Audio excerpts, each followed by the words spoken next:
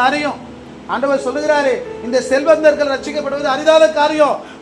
ஊசியின் காதுல ஒட்டகம் நுழைந்தாலும் நுழைந்துரும். ஆனா இந்த செல்வந்தர்கள், அதாவது ஒரு மனிதன் தேவன் மீது உள்ள பற்றுதலை விட உலகத்தின் மீது பற்றுதலா இருக்கிறாங்க, அநேக காரியங்கள் மீது பற்றுதலா இருக்கிறாங்க. நம்முடைய பார்வைக்கும் உலகத்தின் பார்வைக்கும் அப்படியாப்பட்ட மனிதர்கள் ஒரு நாளும் ரட்சிக்கப்பட மாட்டாங்க. எத்தனை பேர் புரிஞ்சு கொள்கிறீங்க? நாமளே விதி எழுதிடுறோம். யார் அந்த அதிகாரம் கொடுத்தாங்கன்னு தெரியல. அல்லேலூயா. என் பிள்ளை மாற மாட்டார் பாஸ்டர், என் மகன் மாற மாட்டான் பாஸ்டர், என் கணவனார் மாற மாட்டார், என் மனைவி மாற மாட்டாங்க, என்னுடைய உறவுகள் மாற மாட்டாங்க, இந்த சூழ்நிலை மாறாது அப்படின்னு அநேகர் சொல்லுகிறாங்கல்ல. அது போல சில காரியங்களை நீங்கள் நானும் எழுதி வச்சிடாதீங்க. இது வரைக்கும் எழுதி வச்சீங்கன்னா தயவு செய்து இன்று போய் உங்கள் ஜெபங்கள் அதை அழைத்து போடுங்க. அல்லேலூயா, அல்லேலூயா. உங்க சிந்தையிலிருந்து அவைகள் மாறணும். அல்லேலூயா. ஏன்னா வேதம் சொல்லுது, இந்த இடத்துல இப்படி அவர் சொன்ன உடனே அவர் செல்வந்தர் ரட்சிக்கப்படுவது அரிதான காரியம். ஒருவேளை ஊசியின் காதுல ஒட்டகம் வேணாலும் நுழைஞ்சிரும், இவங்க எல்லாம் திருந்த மாட்டாங்கப்பா அப்படின்னு இயேசு சொன்ன உடனே சீசர்கள் ஒரே ஒரு டயலாக், அப்போ அவ்வளோ கஷ்டமா ஆண்டவரே, அப்ப அவங்க ரட்சிக்கப்படுறது எப்படி, முடியாத காரியமா அப்படின்னு சொன்ன உடனே இப்போ அப்பொழுது இயேசு அவர்களை பார்த்து சொல்லுகிற வார்த்தை தான், ஐயா இது உங்க பார்வையினால முடியாது, உங்க முயற்சினால முடியாது, உங்க எண்ணத்தினால முடியாது, உங்க உழைப்பினால முடியாது, இப்படி வேற வழியாய் போய் கொண்டிருக்கிறாங்க இல்லையா, அவங்கள உங்களால திருத்த முடியாது. ஆனா உங்களுக்குள்ள இருக்கிற ஒருவர் இருக்கிறார், அவரால முடியும். அல்லேலூயா, அல்லேலூயா. அதனால சொல்லுகிறாரு, மனிதனால இப்படியாப்பட்ட மனுஷங்களை, அதாவது செல்வத்தின் மீது பற்றுதலா இருக்கிறவன், பாவத்தின் மீது பற்றுதலா இருக்கிறவன், உலகத்தின் மீது பற்றுதலா இருக்கிறான், மாம்ச எண்ணங்கள் மீது பற்றுதலா இருக்கிறவன், இல்லைன்னா சூழ்நிலை மீது பற்றுதலா இருக்கிறவன், இல்ல பலவீனத்துல பற்றுதலா இருக்கிறவங்க, இவங்களை எல்லாம் நம்முடைய புத்தியில மீட்க முடியாது. ஆனா தேவன் இயேசு சொல்லுகிறாரு, இவங்களை உங்க மனுஷனால முடியாது, ஆனா தேவனால முடியும். தேவனால கூடாத காரியம் ஒண்ணுமே இல்லவே இல்லை. அந்த வசனம் திரும்ப வாசிங்களேன்.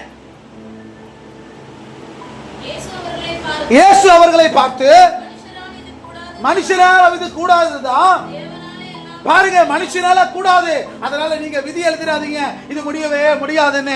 உங்களால முடியாதத ஒருவர் செய்ய உங்க கூட, உங்க அருகில, உங்க பக்கத்துல, ஏன் உங்களுக்கு உள்ளே இருக்கிறாரு. எத்தனை பேர் புரிஞ்சு கொள்கிறீங்க? எத்தனை பேர் புரிஞ்சு கொள்கிறீங்க? எத்தனை பேர் புரிஞ்சு கொள்கிறீங்க? எத்தனை பேர் புரிஞ்சு கொள்கிறீங்க? அல்லேலூயா. அதனால சொல்லுது, தேவனால கூடாத காரியம் ஒண்ணுமே இல்ல. இந்த செல்வந்தர்களை கூட ரட்சிக்க ஆண்டவரால முடியும். நம்ம உலகத்துல எத்தனையோ பேர் நம்ம தேசத்துல, அல்லேலூயா. கார்த்திக் கமாலியல் இருக்கார் இல்லையா, அவர் ஒரு பணக்காரர். அல்லேலூயா. அவர் ரட்சிக்கப்பட்டார். அல்லேலூயா. ரட்சிக்கப்பட்டு ஊழியக்காரராக மாறினார். அநேக ஆண்டுகளா அவர் என்ன பண்ணுவாருன்னா, அவருக்கு பிசினஸ்லாம் இருக்குது, நல்ல தொழில் இருக்குது. அதனால என்ன பண்ணுவாருன்னா, காணிக்கை எங்கேயும் வாங்க மாட்டார்.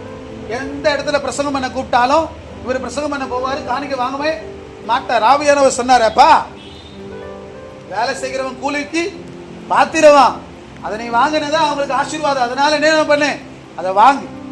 ஏன்னா என் ஊழியத்தை வா வருமானத்துல வா பலத்துல செஞ்சேன்னு நீ ஒண்ணு என்ன பண்ண வேண்டாம், ஊருக்குள்ள கம்பாட்டி அடிக்க வேண்டாம். என்னுடைய ஊழியத்தை நான் கொடுக்கிற ஆசீர்வாதத்துல தான் நீ செய்கிறோம்.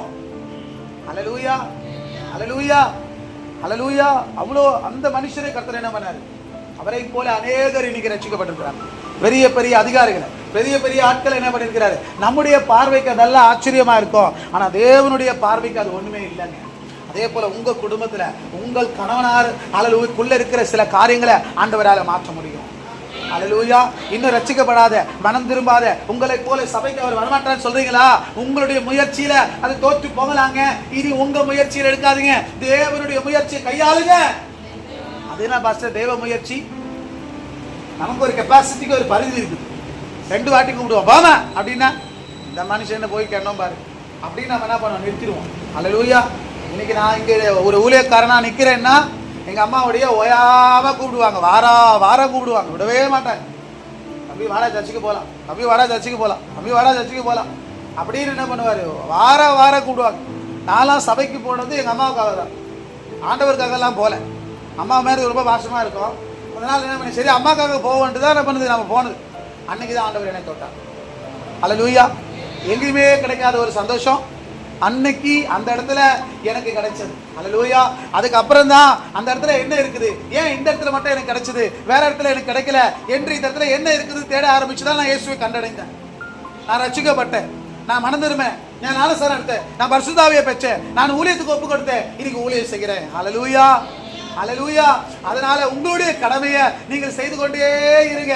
சொல்லி பாருங்க, இல்ல முழங்கால் படியிட்டு ஜெபிச்சு பாருங்க.